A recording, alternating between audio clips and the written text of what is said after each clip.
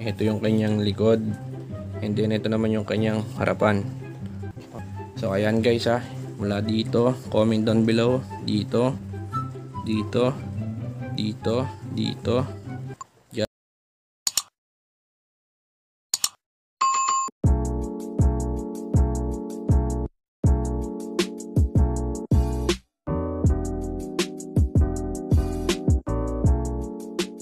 Ayun na guys, welcome back to my channel for today's vlog. Huwag nyo na pansinin kung ano yan dito sa baba ko, kasi nga ano yan, yung pantanggal ng whiteheads and blackheads. And then hindi naman sa pagpapahaba ng video natin, Antay mo ko, tatawagin kita.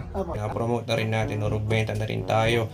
Nandiyan sa video yung link ng ganito na panlagay sa mga pantagal ng whiteheads and blackheads. And then yung vlog natin for today's guys ay ipapakita ko sa inyo kung ano yung mga Roblox pogs na meron ako dito sa pogs ko, sa lahat, maging sa collection or sa mga luma. Maghanap ako ng mga pogs ng Roblox para ipakita sa inyo kung ano yung klaseng Roblox pogs na meron ako. And then kung meron din kayo nun, comment down below.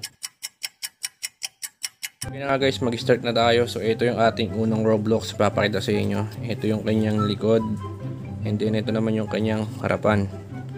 Okay, so wala akong kilalang character sa Roblox kahit na isa. Okay, wala akong idea kung anong laro meron to. Okay, so ayan, papakita ko lang sa inyo kasi nga sobrang in demand ng Roblox game ngayon sa Pinas.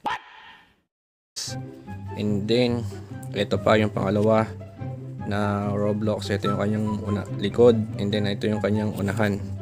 Okay, so dalawa na yung napapakita natin guys. Italikod lang natin yan. And then ito yung pangatlo na nahanap namin sa bag, old model na rin siya tingin ko. Ito yung kanyang likuran, and then ito naman yung kanyang harapan. Okay, so dyan lang yan. So pang-apat na yan. So dahil may pare-parehas, alisin na natin to.